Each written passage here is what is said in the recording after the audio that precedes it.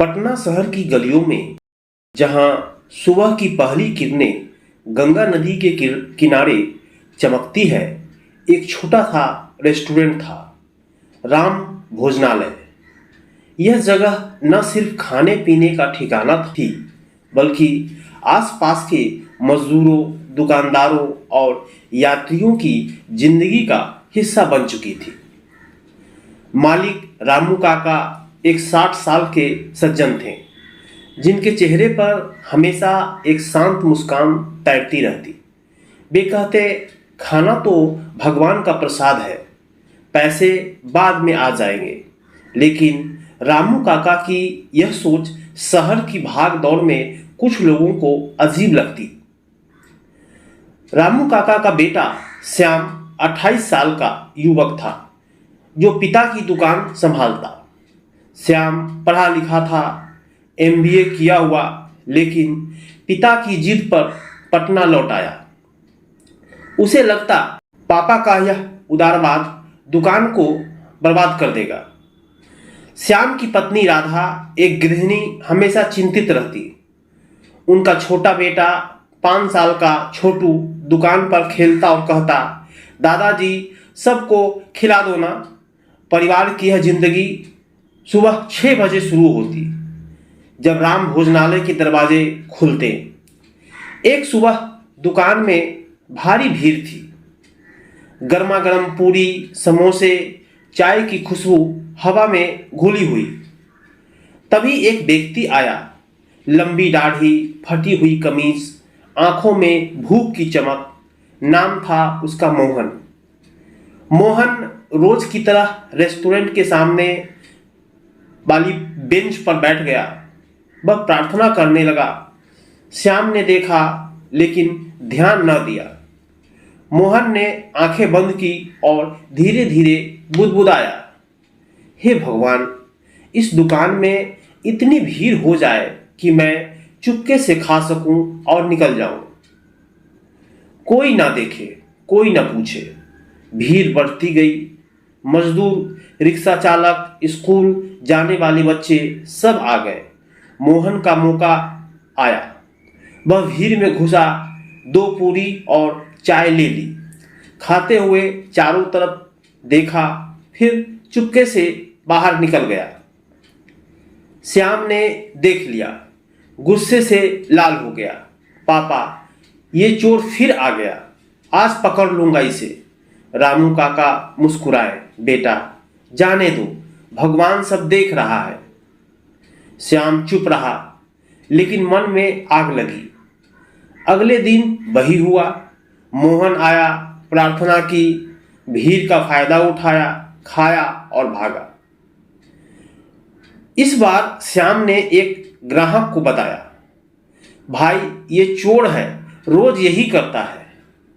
ग्राहक ने रामू काका को बताया। काका ने फिर मुस्कुरा दिया, चलो भाई खा ले, भगवान की मर्जी। यह सिलसिला चलता रहा।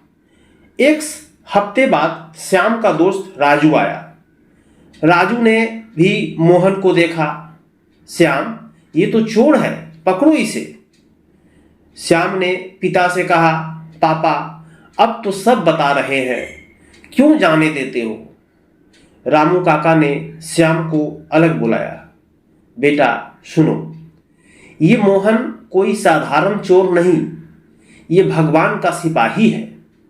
श्याम हंस पड़ा, क्या बकवास। काका ने कहा, देखो ना, जब भी ये आता है भीड़ लग जाती है। ये सामने बैठकर प्रार्थना करता है, हे राम भीड़ बढ़ा दो, और सच में बढ़ जाती है। क्या पता इसकी प्रार्थना से ही हमारी दुकान चल रही हो। घमंड मत करो कि तुम खिला रहे हो, शायद तुम किसी के भाग्य से खा रहे हो। श्याम को विश्वास न हुआ, लेकिन अगले दिन उसने खुद देखा। मोहन बैठा प्रार्थना कर रहा था, हे भगवान, आज भीड़ इतनी हो कि मैं 2 पूरियां खा सकूं। और भीड़ आ गई। श्याम ने मन ही मन कहा, यह संजोग है, लेकिन धीरे धीरे शक हुआ। मोहन की जिंदगी दर्द दर्द भरी थी। गांव से पटना आया था 10 साल पहले। पत्नी की मौत हो गई, 2 बच्चे भूखे, मजदूरी करता, लेकिन बीमारी ने सब छीन लिया। अब रिक्शा चलाता, लेकिन कमजोरी से ना चल पाता। भूख लगती, लेकिन पैसे ना होते। एक दिन मंदिर में बैठा, प्रार्थना की, भगवान मुझे भोजन दे दो। उसी शाम राम भोजनालय मिला। सामने बेंच पर बैठा प्रार्थना करने लगा। भीड़ हो जाए तो चुपके से खा लूं। पहली बार सफल हुआ, फिर आदत पड़ी, लेकिन मोहन को बुरा लगता। रात को रोता, मैं चोर हूं, लेकिन भगवान मुझे माफ करो। वह रामू काका को देखता, काका कभी न रुकाते। मोहन सोचता, ये संत है। एक दिन बारिश हो रही, दुकान खाली। मोहन आया, लेकिन भीड़ न थी। प्रार्थना की, लेकिन हिम्मत न हुई। भीगता हुआ चला गया। रामू काका ने देखा, बाहर गए, मोहन को बुलाया, भाई अंदर आओ, खाना खाओ। मोहन रो पड़ा, काका जी मैं चोर हूं। काका ने गले लगा लिया, नहीं भाई, तुम मेरी भीड़ हो। श्याम को यह सब बर्दाश्त ना हुआ। राधा ने कहा, पापा पागल हो गए, दुकान बंद हो जाएगी। राधा बोली, श्याम जी धैर्य रखो, भगवान सब ठीक कर देंगे। लेकिन श्याम ने फैसला लिया। अगले दिन मोहन आया। श्याम ने पकड़ लिया, रुको चोर, पैसे दो। भीड़ इकट्ठी हो गई। मोहन घुटनों पर गिरा, मैं भूखा हूं भाई, माफ करो। रामू काका आए, छोड़ो बेटा, ये मेरा मेहमान है। श्याम चिल्लाया, पापा ये दुकान बर्बाद कर रहा है। काका ने कहा, बेटा याद रखो, घमंड मत करो, ये भाई हमारी भीड़ लाता है। उस रात घर में झगड़ा हुआ। छोटू रोया। राधा बोली, श्याम जी पापा सही कहते, भक्ति में विश्वास रखो। श्याम न माना। सुबह चला गया दिल्ली जॉब ढूंढने। रामू काका अकेले रह गए, लेकिन आश्चर्य, दुकान में भीड़ बढ़ गई। लोग कहते, काका जी का आशीर्वाद है। मोहन रोज आता, अब खुलेआम खाता। काका कहते, भाई खाओ, तुम्हारी प्रार्थना से ये सब। मोहन ने नौकरी ढूंढ ली, पास की फैक्ट्री में। पैसे कमाने लगा, लेकिन प्रार्थना ना छोड़ी। 2 महीने बाद श्याम लौटा, खाली हाथ। दिल्ली में नौकरी न मिली।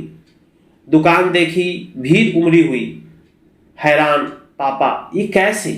काका मुस्कुराए, बेटा मोहन भाई की प्रार्थना से। श्याम ने मोहन से बात की। मोहन ने अपनी कहानी सुनाई। श्याम रो पड़ा, माफ करो भाई, मैंने गलती की। मोहन बोला, नहीं भाई, तुम्हारे पापा संत हैं। परिवार एकजुट हुआ। श्याम ने सीखा, घमंड ना करो। राधा ने भजन गाया, भाग्य से जो मिले वही खाओ। छोटू ने कहा, दादाजी मोहन चाचा अच्छे हैं। मित्रों, जीवन में ऐसे मोहन मिलते हैं। वे चोर नहीं, भगवान के सिपाही हैं।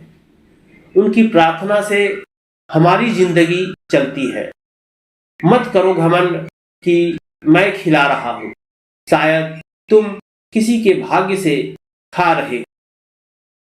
राम भोजनालय आज भी चल रहा है, भीड़ से भरा। अगर आपको ऐसी मोटिवेशनल, इंस्पायरेशनल और इमोशनल हिंदी कहानियां पसंद है तो वीडियो को लाइक करें, शेयर करें और चैनल सब्सक्राइब जरूर करें।